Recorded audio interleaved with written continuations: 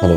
আচ্ছা, তুমি যে অফিসে গেছো, বউকে একটু জানানো দরকার ছিল না? অফিসে পৌঁছে প্রতিদিন আমার কেন ফোন করতে হবে? জানানো আমি কখন পৌঁছাই? আজকে অফিস থেকে একটু তাড়াতাড়ি ফিরতে পারবা? কেন? তো আজকে যদি একটু তাড়াতাড়ি আসতাম, খুব ইচ্ছা করতেছে তোমার সাথে ঘুরতে। ওকে। মা, কোথাও যাইতেছো? হ্যাঁ মা, আমার ছেলে হঠাৎ করে ফোন দিয়ে বললো রেডি হো। আরে মা, এখনই তো তোমার ঘোরাঘুরির সময়। 2 দিন পরে যখন নাতি নাতনি আসবে ঘরে, তখন কি আর বেড়াইতে পারবা? হ্যাঁ, যাও সুন্দর করে টিপটপ ভাবে সাইজা গুজা যাও। মা, আপনি চলুন না আমাদের সাথে। হাই হাই, আমার পাগল মাটা কয় কি, আমার কি আর সেই বয়স আছে? তোমরা সুখী থাকলেই আমি সুখী। পারু আর ভালো থাকি কেমনি? যুগই তো পাল্টে গেছে। আমার পোলার বউর কথা কই, সে তার স্বামীর সাথে বাইরে যাবে, দি সাইজা গুজা রেডি। আরে তুই তো একটাবার আমার জিগাইবি যে মা যাবো কি যাবো না? আমরা কি শাশুড়ির অনুমতি ছাড়া এক কাপ চা খাইছি নাকি জীবনে? স্বামীর সাথে বাইরে যাওয়া তো দূরের কথা।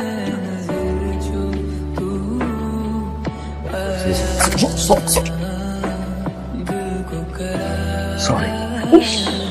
আমার তো সরি 5টা ঘন্টা নতুন বউ তার জামাইয়ের জন্য ওয়েট করেছে, আর সে এখন এসে সরি বলতেছে। এখন কি বলবো? বস তোমাকে আটকে রাখছিল, ওই জন্য তুমি আসতে পারো না। এটা পারবো বল। সরি, কাজ 5টার সময় শেষ করছিলাম।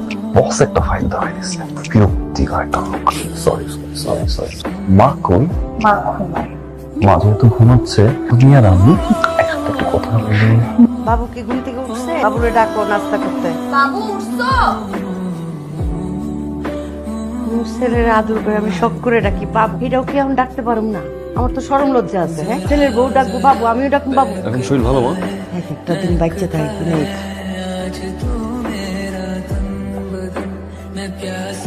কি হবে? এই ভাজি কে রান্না করছে? আমি রান্না করছি। নিশাদ, মায়ের তখন শরীরটা খারাপ ছিল, এই সময় দরকার ছিল না যে এত লবণ দিয়ে তরকারি রান্না করা। সামান্য একটু খেয়াল রাখা উচিত। সারাটা দিন পরে একটাবার নাস্তা করে অফিসে যায়। নাস্তা করো। আরে এই ইচ্ছা করে করে নাই তো। এই কিসের সরি? সকালে যে মার সামনে আমাকে এত কথা বললাম, আর এখন আসলে আমাকে সরি বলতো না। তুমি ফোন রাখো। ওকে। এই ফোন রাখো না, আমি যে রাগ করছি, তুমি আমার রাগ ভাঙাবো না। রাগ ভাঙার সুযোগ তুমি তোমাকে কল দিই। তো আমাকে কনভিন্স করো। কিভাবে কনভিন্স করবো? এর সময় যখন তোমাকে কবুল বলতে বলছিল, তখন তো 3 বার 5 বার করে ফেলো। এখন তোমাকে বুঝিয়ে দিতে হবে কিভাবে বউকে কনভিন্স করতে হয়। এই কি হয়েছে? দাঁড়া দাঁড়া, পরে ফোন। কি হলো মা? গ্লাস কিভাবে ভাঙলো? চশমার পাওয়ার ঠিক নাই, এই পানি খাইতে যে গ্লাসটা ভেঙে ফেলছি। আর তুমিও তো আগে জোগায় দাও না, আমার তো পানি পিপাসা লাগছিল অনেক। আপনি যেন কে? আরে তুই মামুই মা, তোর বোনের শাশুড়ি। তাহলে সালাম করতে হবে। কি রে বাবা, বুঝলাম না। এর শ্বশুরবাড়িতে এই প্রথম আসছে, একটু খবর টবর দিয়ে আসবে না? হুট করে চলে আসলো। আরে আমার দিতে হবে না, আমি সারা জীবন বহুত খাইছি। তোমার শাশুড়ি আম্মা কি খাইছে না খাইছে, তোমার শাশুড়ি আম্মারে বেশি করে দাও, তোমার সুমন্দিরে দাও। আচ্ছা মামিমা, তোমার সন্ধানে কোনো পাত্রী আছে বিবাহযোগ্য? তোমার জন্য পাত্রী দিয়ে তুই কি করবি? তাই তো, এই যে জামাইয়ের বিবাহের বয়স হয়েছে না? ওর তো বিয়ে হয়ে গেছে তোর বোনের সাথে। কি হয়েছে? ঘুমাচ্ছো না কেন? ভাবতেছি কি ভাবতেছো? মা আমার সাথে শুয়েছে না, যদি আবার কি হয়ে যায়। কি যে বলো না, কিচ্ছু হবে না। এত ভাবতেছো কেন? মনে হচ্ছে একটা ঝামেলা লাগে। ঝামেলা লাগবে মানে? কি বুঝাইতে চাইতেছো তুমি? আমার মা এখানে আসার পর থেকে তোমার ভাবনা চিন্তা শুরু হয়ে গেছে। ওই এতদিন তো আরামসে ঘুমাইছো, তখন তো কোনো ঝামেলা হয় নাই। তার মানে কি বুঝাতে চাচ্ছ? আমার মা ঝগড়াটে? এটা বুঝাতে চাচ্ছ? কি ব্যাপার? মানে ছেলেটা কি মেয়ের সাথে ঝগড়া করছে না? আরে আপা, সবই কপাল। ভেবেছিলাম আপা যে ছেলের বউ আসবে, সংসারে সুখ শান্তি আসবে। আপনি ভুল বুঝছেন না, ও আসলে একটা বানরের বাচ্চা।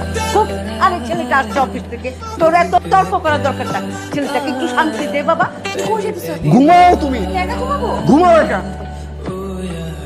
ও অন্যাম সংসারে কোথায় জিজ্ঞেস করবে জাম্মা? তার তো হাঁটু ক্ষয়, আসেন একটু সরিষার তেল গরম করে মালিশ করে দিই। সেই কপাল নাই।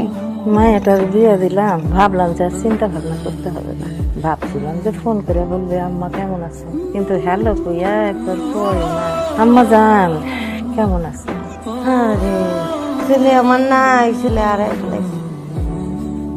না, আর কয়েকটা দিন থেকে যাও না মা, প্লিজ। থাকতে তো চেয়েছিলাম রে মা, কিন্তু ওই যে বাড়িটা তো একেবারে খালি রেখে এসেছি।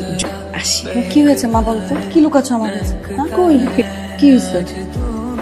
মানে আমি এখানে কিছুদিনের জন্য থাকতেই এসেছিলাম, কিন্তু ওই যে উনি মনে হয় ব্যাপারটা ঠিক সহজভাবে নেয়নি। তাহলে কি এ বাড়িতে থাকা যায় কতদিন? আমার জামাইটা খুব ভালো, কিন্তু মা তুই কিন্তু আমাকে মিথ্যা কথা বলেছিস। আমি যখন তোকে ফোন করে জিজ্ঞাসা করেছিলাম তুই কেমন আছিস, তুই বলেছিলি যে তুই ভালো আছিস। কেন মিথ্যা বলেছিলি মাকে? তুই তো ভালো মেয়ে না, যদি অনেক বেশি কষ্ট হয় আমাকে বলিস।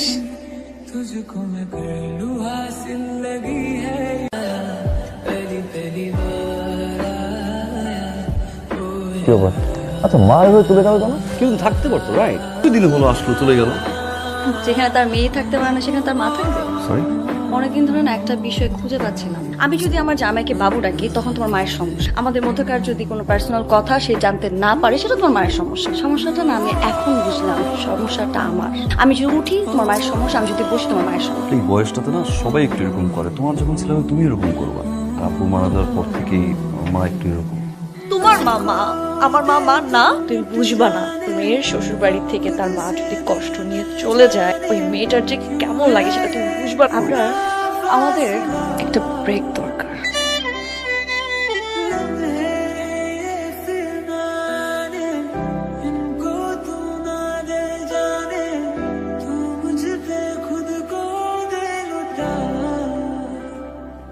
दुआ भी लगे ना मुझे, तवा भी लगे ना मुझे, जब से दिल को मेरे तू আমরা তুই তো এমন ছিলাম না রে বাবা। তোর বিয়ের পর থেকে না আমি জানি কেমন হয়ে গেল।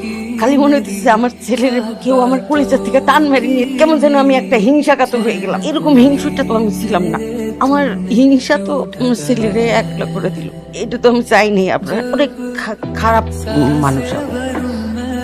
খারাপ মানুষের চোখ দিয়ে পানি পড়ে না।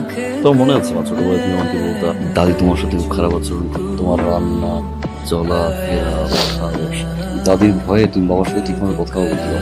তখন অনেক রাগ হতো আমার। আমার দাদি এরকম খারাপ আচরণ কেন করে আমার? তোর দাদি কেন এমন করতো? তোর বিয়ের পরে আমি বুঝতে পারছি ছেলেরে হারানোর ভয় মায়েরাও না এরকম হিংসাটাই হয়। মারা কখনো হিংসুটে হয়। দাদি এটা কেন করতো মা জানো?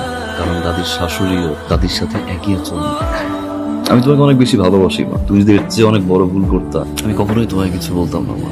তুমি যদি চাও আমি কোনোদিন নিশানকে আনতেও যাবো না, কারণ আমার মা আছে। বাবা আমি সরি, আপনার মনে কষ্ট দিচ্ছি, আমার বউটার মনে অনেক কষ্ট দিচ্ছি। আপনি আমার মাফ করে দিয়েন তো। বিশ্বাস করেন আপা, আমার বউ চলে আসার পর আমি এক মুহূর্তেও শান্তি থাকতে পারি না। অফিস শেষ করে ঠিক 7টার সময় বাসায় আসি। আলমারির কাপড় চোপড়গুলো এলোমেলো হয়ে আছে। কাউকে ছাড়া রাতে ঘুম আসে না। একজনকে আমি খুব মিস করছি। এতদিন লাগলো তোমার আসতে, কিভাবে থাকলো তুমি আমাকে ছাড়া? কত মিস করছি আমি তোমাকে। একটা দিনও ভালো ছিলাম না তোমাকে ছাড়া। প্রত্যেকটা দিন আমার এক একটা বছর মনে হয়েছে। আর এতদিন পর আমার কথা তোমার মনে পড়ছে। কেমনে ছিল তুমি আমাকে ছাড়া? I love you, জান। আল্লাহ